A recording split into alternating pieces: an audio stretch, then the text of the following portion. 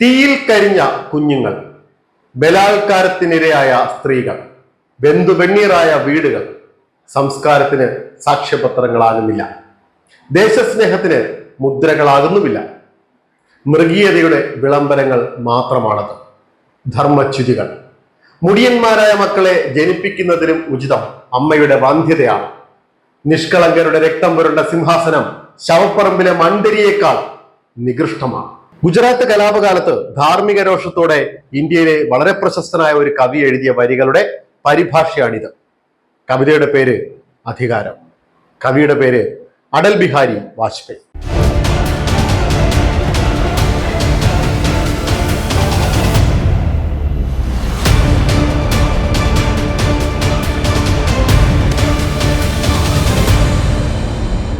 കവിതയെയും സംഗീതത്തെയും സിനിമയെയും സ്നേഹിച്ച രാഷ്ട്രീയക്കാരനായിരുന്നു അടൽ ബിഹാരി വാജ്പേയി. വാക്കുകൾ കൊണ്ട് അമ്മാനമാടാനും ഏതാനും വാചകങ്ങളിലൂടെ അണികളെ പ്രചോദിപ്പിക്കാനും കഴിഞ്ഞ നേതാവ്. പ്രസംഗകലയിൽ സ്വന്തം ശൈലി ഉണ്ടാക്കിയ ഭാഷാ പണ്ഡിതൻ. സൗമ്യമായി സംസാരിച്ചു തുടങ്ങി, ഇടയ്ക്ക് അല്പം മൗനം ചാലിച്ച് വീണ്ടും മൃദുവായി തുടങ്ങി, ഒടുവിൽ കത്തിക്കയറുന്ന ശൈലി. അളന്ന് തൂക്കിയുള്ള സംസാരം, മൂർച്ചയുള്ള വാക്കുകൾ തമ്മിൽ കൃത്യമായ ഇടവേള, കുറിക്കുകൊള്ളുന്ന ഫലിതം. സാക്ഷാൽ ജവഹർലാൽ നെഹ്റുവിനെ പോലും വിസ്മയിപ്പിച്ച വാഗ്വൈഭവം.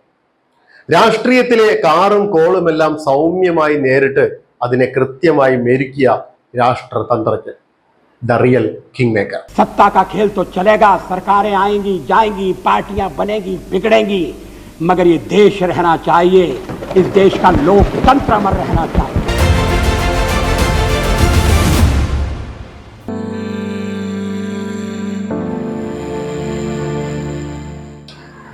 1926 ക്രിസ്മസ് ദിനത്തിലാണ് അടൽ ബിഹാരി വാജ്പേയി ജനിച്ചത്.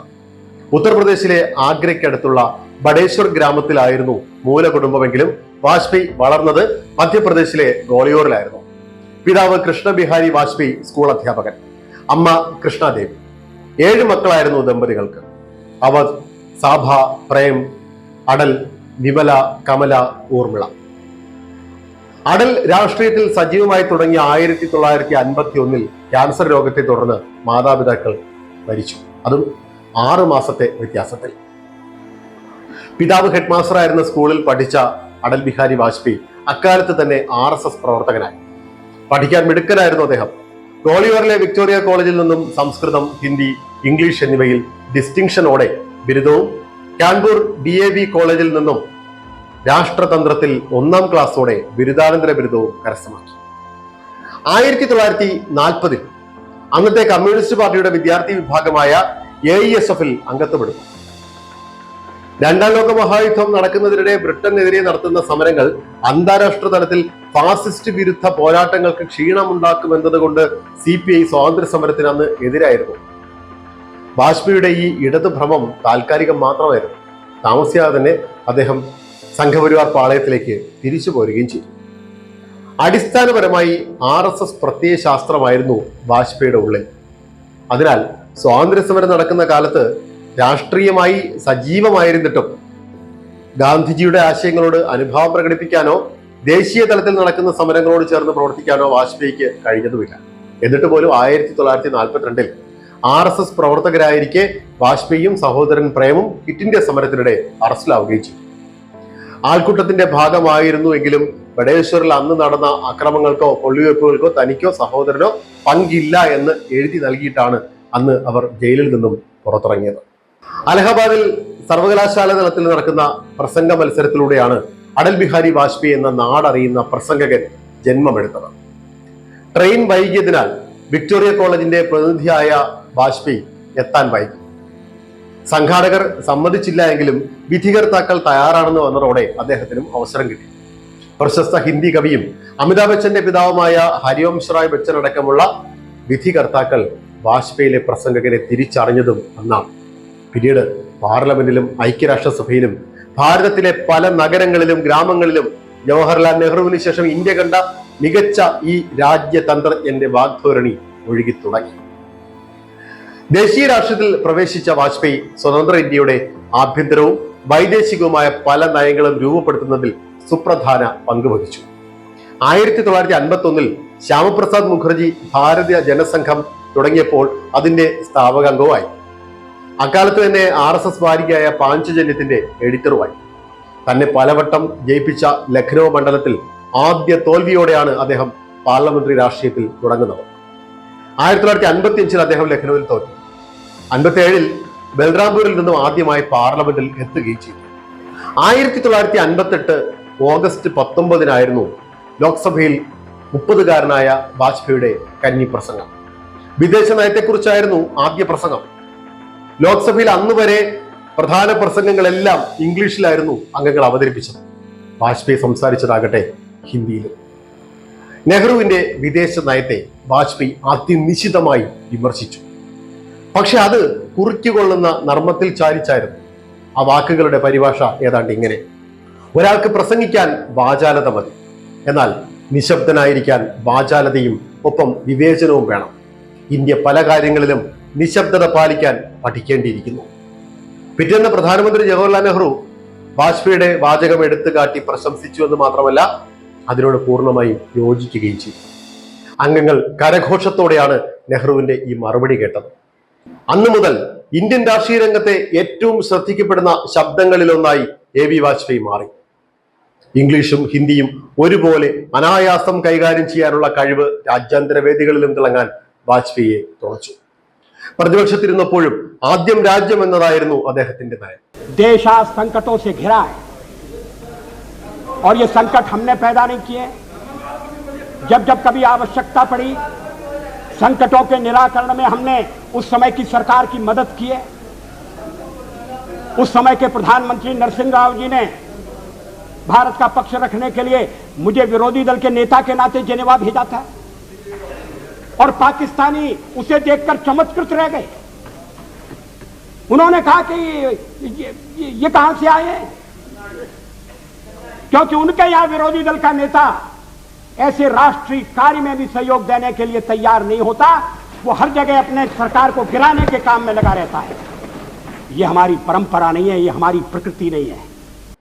1971 യുദ്ധകാലത്ത് ഇന്ദിരാഗാന്ധിയെ പിന്തുണച്ചതും കാശ്മീർ വിഷയത്തിൽ PV നരസിംഹറാവുവിന്റെ അഭ്യർത്ഥന പ്രകാരം പ്രതിനിധി സംഘത്തെ നയിച്ചതും അദ്ദേഹത്തിന്റെ ജനാധിപത്യപരമായ ഔന്നത്യത്തിന്റെ തെളിവാണ്.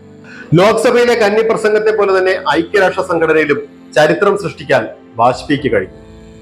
ഇന്ത്യയുടെ ശബ്ദം ഹിന്ദിയിൽ തന്നെ മുഴങ്ങട്ടെ എന്നായിരുന്നു അന്ന് അദ്ദേഹം പറഞ്ഞത്. भारतीय जनता की ओर से राष्ट्र संघ के लिए शुभकामनाओं का संदेश लाया हूं. महासभा के इस 32वें अधिवेशन के अवसर पर मैं राष्ट्र संघ में भारत की दृढ़ आस्था को पुनः व्यक्त करना चाहता हूं. അടിയന്തരാവസ്ഥക്കാലത്ത് ജനാധിപത്യ മൂല്യങ്ങൾ സംരക്ഷിക്കുന്നതിനായി അദ്ദേഹം ജയിൽവാസം അനുഭവിച്ചു. പിന്നീട് 1977 അടിയന്തരാവസ്ഥ കഴിഞ്ഞ് മൊറാർജി ദേശായിയുടെ നേതൃത്വത്തിൽ ജനതാ ഗവൺമെന്റ് ഉണ്ടായപ്പോൾ വാജ്പേയി വിദേശകാര്യമന്ത്രിയായി. 79 വാജ്പേയിയുടെ രാജിയും ജനതാ ഗവൺമെന്റിന്റെ തകർച്ചയും ഒക്കെ ഉണ്ടായി. അടുത്ത വർഷം, അതായത് 1980 ഭാരതീയ ജനതാ പാർട്ടി എന്ന ഒരു പുതിയ പാർട്ടി രൂപീകരിക്കപ്പെടുന്നു. AB വാജ്പേയി അതിന്റെ സ്ഥാപക ജനറൽ സെക്രട്ടറിയായി മാറുന്നു. ഇന്ദിരാഗാന്ധിയുടെ മരണത്തിന് ശേഷം 1984 നടന്ന തെരഞ്ഞെടുപ്പിൽ ഗോളിയോറിൽ നിന്ന് മാധവറാവു സിന്ധ്യയോട് വാജ്പേയി പരാജയപ്പെട്ടു. LK അദ്വാനിയുടെ തീവ്ര ഹിന്ദുത്വ ശൈലി ആയിരുന്നില്ല വാജ്പേയി പിന്തുടർന്നത്. ഒരു മൃദു ഹിന്ദുത്വ മുഖം കാത്തു സൂക്ഷിക്കുമ്പോഴും മറ്റ് മതങ്ങളോടുമെല്ലാം സഹിഷ്ണുത പുലർത്താൻ അദ്ദേഹം പ്രത്യേകം ശ്രദ്ധിച്ചു. 1995 BJP സമ്മേളനത്തിൽ LK അദ്വാനി പാർട്ടിയുടെ പ്രധാനമന്ത്രി സ്ഥാനാർത്ഥിയായി AB വാജ്പേയിയുടെ പേര് പ്രഖ്യാപിച്ചു. 92 ബാബറി മസ്ജിദ് തകർക്കപ്പെട്ടതിന് ശേഷം നടന്ന 96 പൊതു തെരഞ്ഞെടുപ്പിൽ BJP ഏറ്റവും വലിയ ഒറ്റകക്ഷിയായി മാറി. നേരത്തെ പ്രഖ്യാപിച്ചിരുന്നത് പോലെ തന്നെ വാജ്പേയിയുടെ നേതൃത്വത്തിൽ മന്ത്രിസഭയും സത്യപ്രതിജ്ഞ ചെയ്ത് അധികാരത്തിലേറി. എന്നാൽ പാർലമെന്റിൽ കേവല ഭൂരിപക്ഷം തെളിയിക്കാനാകാതെ സ്ഥാനമേറ്റ് 13 ദിവസങ്ങൾക്കുള്ളിൽ തന്നെ ആ മന്ത്രിസഭയ്ക്ക് രാജിവെച്ച് ഒഴിയേണ്ടി വന്നു. हम अपने देश की सेवा के कार्य में जुटे रहेंगे.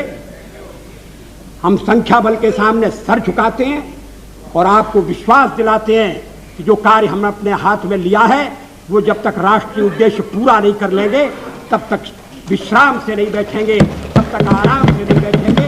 अध्यक्ष महोदय, मैं अपना त्यागपत्र राष्ट्रपति महोदय को देने जा रहा हूं. അടുത്ത 2 വർഷങ്ങൾക്കുള്ളിൽ ഭാരതത്തിൽ 2 പ്രധാനമന്ത്രിമാരുണ്ടായി, HD ദേവഗൌഡയും IK ഗുജറാളും. ഈ 2 ഗവൺമെന്റുകൾ വന്നുപോയി. ആവശ്യത്തിന് ഭൂരിപക്ഷമില്ലാതെ 2 ഐക്യമുന്നണി മന്ത്രിസഭകളും തകർന്നടിഞ്ഞു. 1998 ലോക്സഭ പിരിച്ചുവിട്ടു. വീണ്ടും രാജ്യം പൊതു തെരഞ്ഞെടുപ്പിലേക്ക്. ഈ തെരഞ്ഞെടുപ്പിലും BJP ഏറ്റവും വലിയ ഒറ്റകക്ഷിയായി തെരഞ്ഞെടുക്കപ്പെട്ടു. മറ്റ് കക്ഷികളുമായി ചേർന്ന് ദേശീയ ജനാധിപത്യ സഖ്യം അഥവാ NDA എന്ന മുന്നണി ഉണ്ടാക്കാൻ BJPക്കായി. വാജ്പേയി വീണ്ടും പ്രധാനമന്ത്രിയായി സത്യപ്രതിജ്ഞ ചെയ്ത് അധികാരമേറ്റു. വർഷം 1998 മെയ് മാസം. അന്ന് രാജസ്ഥാനിലെ പൊക്രാൻ മരുഭൂമിയിൽ വെച്ച് ഇന്ത്യ 2ാം ആണവ പരീക്ഷണം നടത്തി. അതിനൊരു കോഡുണ്ടായിരുന്നു, ബുദ്ധൻ ചിരിക്കുന്നു. ഈ പരീക്ഷണങ്ങളിലൂടെ ഇന്ത്യ സ്വയം ആണവായുധമുണ്ടാക്കുന്ന 6ാമത്തെ രാജ്യമായി മാറി. അതീവ രഹസ്യമായി നടന്ന ഈ പരീക്ഷണങ്ങൾ വിവിധ അന്താരാഷ്ട്ര ചാര സംഘടനകൾക്കോ അവരുടെ ഉപഗ്രഹങ്ങൾക്കോ കണ്ടുപിടിക്കാൻ കഴിഞ്ഞില്ല എന്നതും പ്രത്യേകം ഓർക്കണം. ഇന്ത്യ നടത്തിയ ആണവ പരീക്ഷണങ്ങൾ വിവിധ ലോകരാജ്യങ്ങളുടെ പ്രതിഷേധങ്ങൾക്കും നിരോധനങ്ങൾക്കും ഒക്കെ കാരണമാവുകയും ചെയ്തു.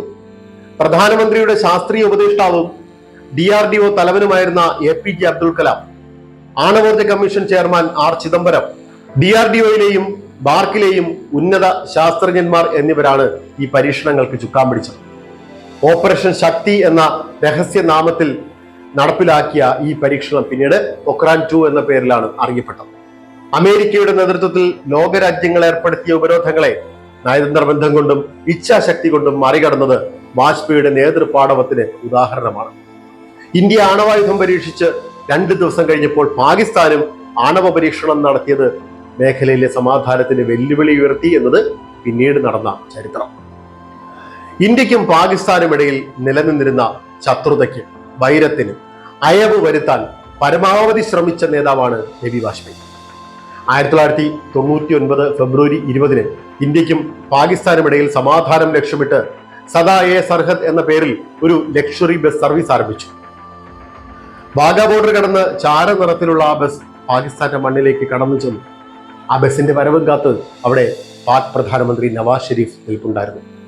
വാജ്പേയി സൗഹൃദത്തിന്റെ വാഗ്ദാനം എന്നോണം ഷെരീഫിനെ ഒന്ന് ആലിംഗനം ചെയ്തു. ഏറെക്കാലം പരസ്പരം കണ്ടിരുന്ന, പരസ്പരം ഇടയ്ക്കിടെ യുദ്ധത്തിലേർപ്പെടുന്ന 2 അയൽ രാജ്യങ്ങൾക്കിടയിലെ മഞ്ഞ് ഒടുവിൽ ഉരുകാൻ തുടങ്ങിയെന്ന് തന്നെ അന്താരാഷ്ട്ര മാധ്യമങ്ങളൊക്കെ എഴുതി. അങ്ങനെ അവർ കരുതി. പ്രധാനമന്ത്രി വാജ്പേയി പാകിസ്ഥാനി സദസ്സിനോട് പറഞ്ഞു, ശത്രുതയ്ക്കായി നമ്മൾ ഏറെക്കാലം ചെലവിട്ടില്ലേ, ഇനി സൗഹൃദത്തിനും ഒരവസരം കൊടുത്തൂടെ? 10 ആണ്ടുകൾക്ക് ശേഷം അയൽ രാജ്യവുമായി സൗഹൃദം സ്ഥാപിക്കാൻ വേണ്ടി ഇന്ത്യ ഏറെ ആത്മാർത്ഥമായി തന്നെ നടത്തിയ ഒരു സമാധാന ശ്രമം. ഇന്ത്യയും പാകിസ്ഥാനും തമ്മിലുള്ള നയതന്ത്ര ബന്ധം മെച്ചപ്പെടുത്തി മേഖലയിൽ സമാധാനം പുനഃസ്ഥാപിക്കാൻ വാജ്പേയി മന്ത്രിസഭ നിരവധി നടപടികൾ നടത്തിയിരുന്നു. അതിന്റെ അനന്തരഫലമാണ് സുപ്രധാന ലാഹോർ കരാർ.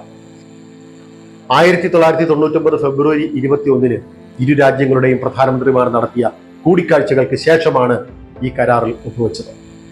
ഇന്ത്യയും പാകിസ്ഥാനും തമ്മിലുള്ള നയതന്ത്ര വാണിജ്യ ബന്ധങ്ങൾ മെച്ചപ്പെടുത്താനും ആണവ നിരായുധീകരണത്തിനും കരാറിൽ വ്യവസ്ഥ ചെയ്തു. പക്ഷേ ഈ സമാധാനം അധിക നാൾ പോയില്ല. സൗഹൃദത്തിന്റെ ഒരു പുതിയ അധ്യായത്തെപ്പറ്റി പ്രസംഗിച്ചുകൊണ്ടിരുന്നപ്പോൾ അങ്ങ് ദൂരെ പാക് സൈന്യം കാർഗിലിലെ 135 ഇന്ത്യൻ മിലിറ്ററി പോയിന്റുകളിൽ കയ്യേറ്റം നടത്തി. അവരുടെ പച്ചക്കൊടി പാറിച്ചു കഴിഞ്ഞു. 130 ചതുരശ്ര കിലോമീറ്റർ ഇന്ത്യൻ മണ്ണ് വളച്ചു പിടിച്ചു കഴിഞ്ഞു. വാജ്പേയിക്ക് അപ്പോൾ ഇതേപ്പറ്റി ഒരു വിവരവും ലഭിച്ചില്ല. നവാസ് ഷെരീഫിന് പോലും ലഭിച്ചു കാണില്ല എന്ന് വേണം കരുതാൻ. കാർഗിലിൽ പാക് സൈന്യം നുഴഞ്ഞു കയറി ബങ്കറുകൾ കയ്യേറിയ കാര്യത്തെപ്പറ്റി ബോധ്യമില്ലാതെയാണ് വാജ്പേയിയും ഷെരീഫും ചേർന്ന് ലാഹോർ പ്രഖ്യാപനത്തിൽ ഒപ്പുവെച്ചത്.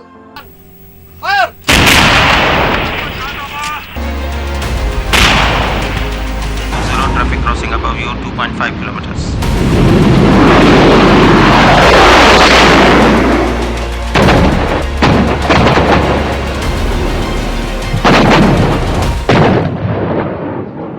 പതിനാറായിരം മുതൽ 18,000 അടി വരെ ഉയരത്തിലുള്ള മലനിരകളിൽ നിലയുറപ്പിച്ച അക്രമികളെ തുരത്താനായി ഓപ്പറേഷൻ വിജയ് എന്ന പേരിൽ ഇന്ത്യ നടത്തിയ സൈനിക നടപടികൾ 2.5 മാസത്തോളം നീണ്ടു. തുറന്ന യുദ്ധം, കാർഗിൽ യുദ്ധം. ഈ യുദ്ധത്തിൽ തന്ത്രപ്രധാനമായ ടൈഗർ ഹിൽസ് കൈയടക്കിയ പാക് സേനയ്ക്ക് മേൽ 500 കിലോ ബോംബാണ് യുദ്ധവിമാനത്തിൽ നിന്നും വർഷിച്ചത്. നിയന്ത്രണ രേഖ കടക്കരുതെന്ന് സർക്കാർ നിർദ്ദേശിച്ചിരുന്നുവെങ്കിലും ഇന്ത്യൻ സേന പലതവണ നിയന്ത്രണ രേഖ മറികടന്ന് ആക്രമണം നടത്തി. ടൈഗർ ഹിൽ പിടിച്ചെടുത്തതോടെ ബാക്കി മലകളിൽ നിന്നും ഒഴിഞ്ഞു പോകാൻ ഇന്ത്യൻ സൈന്യം പാക് സൈന്യത്തിന് അന്ത്യശാസനം നൽകി. ജൂലൈ അവസാന വാരത്തോടെ ശത്രു പിടിച്ചെടുത്ത മലകളെല്ലാം ഒഴിപ്പിച്ചതായി സൈന്യം പ്രഖ്യാപിച്ചു. 527 ജവാന്മാരെ ഭാരതത്തിന് നഷ്ടമായി. 1999 ജൂലൈ 26 പ്രധാനമന്ത്രി അടൽ ബിഹാരി വാജ്പേയി ആ പ്രഖ്യാപനം നടത്തി. കാർഗിൽ വിജയ പ്രഖ്യാപനം. ഈ ദിവസമാണ് ഇപ്പോൾ കാർഗിൽ വിജയ് ദിവസ് എന്ന പേരിൽ നമ്മൾ ആഘോഷിക്കുന്നത്. हम शांति चाहते हैं, ये तो दुनिया ने देखा. अब दुनिया ये देखेगी कि हम शांति की रक्षा के लिए और अपनी शक्ति का भी प्रदर्शन कर सकते हैं. लड़ाई के परिणाम के बारे में भी मेरे मन में कोई संदेह नहीं है. हमारी विजय निश्चित है और हम विजयी होकर दिखाएंगे. ഭാരതത്തിന്റെ സൈന്യത്തിന്റെ ആത്മവിശ്വാസം വർദ്ധിപ്പിച്ച യുദ്ധം. അടൽ ബിഹാരി വാജ്പേയി ഭാരതത്തിന്റെ ഹീറോ ആയി മാറി. എന്നാൽ 13 എന്ന നമ്പർ വാജ്പേയിയെ വേട്ടയാടിക്കൊണ്ടേയിരുന്നു. അദ്ദേഹത്തിന്റെ മന്ത്രിസഭയ്ക്ക് 13 മാസമായിരുന്നു ആയുസ്. തുടർച്ചയായി സമ്മർദ്ദം ചെലുത്തിയിരുന്ന അണ്ണാ DMK-യുമായുള്ള അനുരഞ്ജന ചർച്ചകളെല്ലാം പരാജയപ്പെട്ട് മുന്നണി വിട്ടപ്പോൾ കേവല ഭൂരിപക്ഷം നഷ്ടപ്പെട്ട് വാജ്പേയി മന്ത്രിസഭ വിശ്വാസ വോട്ടെടുപ്പിൽ ഒരേ ഒരു വോട്ടിന് പരാജയപ്പെട്ടു. വാജ്പേയി വീണ്ടും പ്രധാനമന്ത്രി പദം രാജിവെച്ചിറങ്ങി. രാജ്യത്ത് വീണ്ടും പൊതു തെരഞ്ഞെടുപ്പ്. കാർഗിൽ യുദ്ധം പകർന്ന ദേശീയ വികാരത്തിന്റെ ചിറകിലേറി തെരഞ്ഞെടുപ്പിനെ നേരിട്ട NDA സഖ്യത്തിന് ചരിത്രത്തിൽ ഏറ്റവും അധികം സീറ്റ് നേടിക്കൊടുത്ത തെരഞ്ഞെടുപ്പായിരുന്നു 1999 543 സീറ്റുകളിൽ 303 സീറ്റും അവർ പിടിച്ചെടുത്തു. ഒന്നിൽ പിഴച്ചാൽ 3 എന്നാണല്ലോ. അങ്ങനെ വാജ്പേയി വീണ്ടും പ്രധാനമന്ത്രിയായി. തെഹൽക സ്റ്റിംഗ് ഓപ്പറേഷൻ, പാർലമെന്റ് ആക്രമണം, ഇന്ത്യൻ എയർലൈൻസ് വിമാനാപഹരണം, 2002 ഗുജറാത്ത് കലാപം തുടങ്ങിയ പല നിർണായക സംഭവങ്ങളെയും ഒക്കെ അതിജീവിച്ച് 5 കൊല്ലം തികച്ചു ഭരിക്കാനുള്ള ഭാഗ്യം വാജ്പേയിക്കുണ്ടായി. ദേശീയപാത വികസന പദ്ധതി, പ്രധാനമന്ത്രി ഗ്രാം സഡക് യോജന, സർവശിക്ഷ അഭിയാൻ തുടങ്ങിയ പദ്ധതികൾ ആരംഭിക്കുന്നതും ഈ കാലയളവിലാണ്. ഭാരതത്തിന്റെ GDP തുടർച്ചയായി വളർച്ച രേഖപ്പെടുത്തി. ആ സംതൃപ്താവസ്ഥ പ്രയോജനപ്പെടുത്താമെന്ന് കരുതി കാലാവധി പൂർത്തിയാകുന്നതിന് 6 മാസം മുമ്പ് തന്നെ ലോക്സഭ പിരിച്ചുവിട്ട് പൊതു തെരഞ്ഞെടുപ്പ് പ്രഖ്യാപിച്ചു BJP സർക്കാർ. എന്നാൽ ഫലം വന്നപ്പോൾ അവർ ഞെട്ടി. അവരുടെയൊക്കെ പ്രതീക്ഷകൾക്ക് വിരുദ്ധമായി കോൺഗ്രസ് നേതൃത്വം നൽകിയ ഐക്യമുന്നണി അധികാരത്തിലേറി. സർക്കാർ പരാജയപ്പെട്ടതിന്റെ പൂർണ്ണ ഉത്തരവാദിത്വം എബി വാജ്പേയി ഏറ്റെടുത്തു. വാജ്പേയി തുടർന്നും NDA നയിക്കുമെന്ന് പ്രഖ്യാപനമുണ്ടായിരുന്നെങ്കിലും പാർലമെന്റിൽ അദ്വാനി പ്രതിപക്ഷ നേതാവായി. NDA ചെയർമാൻ പദവിയുമായി വാജ്പേയി കൃത്യമായ അകലം പാലിച്ചു. ഇന്ത്യയുടെ പ്രധാനമന്ത്രിയായി സത്യപ്രതിജ്ഞ ചെയ്തപ്പോഴും പിന്നീടുള്ള വർഷങ്ങളിലും രാമജന്മഭൂമി വിഷയമോ അല്ലെങ്കിൽ ബാബറി മസ്ജിദിന്റെ തകർക്കലോ തന്റെ രാഷ്ട്രീയ വ്യവഹാരത്തിലും ഇന്ത്യയുടെ പൊതു രാഷ്ട്രീയ വ്യവഹാരത്തിലും വരാതെയിരിക്കാൻ വാജ്പേയി ശ്രദ്ധിച്ചു എന്ന് നമുക്ക് മനസ്സിലാക്കാൻ പറ്റും. ഇതിനുള്ള കാരണം വാജ്പേയി ഹിന്ദുത്വയുടെ അജണ്ടയെ പാടെ നിരാകരിച്ചു എന്നതല്ല, മറിച്ച് ഇന്ത്യ എന്ന ഫെഡറൽ സംവിധാനത്തെ നിലനിർത്തണമെങ്കിൽ ആ ഒരു അജണ്ടയുമായി മുന്നോട്ട് പോകാൻ കഴിയുകയില്ല എന്ന കൃത്യമായ, വ്യക്തമായ, ശക്തമായ തിരിച്ചറിവ് അദ്ദേഹത്തിനുണ്ടായിരുന്നു എന്നതുകൊണ്ടാണ്. 1991 നരസിംഹറാവു സർക്കാരിലെ ധനകാര്യമന്ത്രിയായിരുന്ന ഡോക്ടർ മൻമോഹൻ സിംഗ് തുടങ്ങി വച്ച ഉദാര സാമ്പത്തിക നയത്തെ മുന്നോട്ട് കൊണ്ടുപോകാൻ തന്നെ വാജ്പേയി ശ്രമിച്ചു എന്ന് മാത്രമല്ല, കോൺഗ്രസുമായി പരസ്പരം പോരടിക്കുന്ന തരത്തിലുള്ള ഒരു സന്ദർഭത്തിലും കാര്യങ്ങളെ കൊണ്ടെത്തിക്കാൻ അദ്ദേഹം ശ്രമിച്ചതുമില്ല.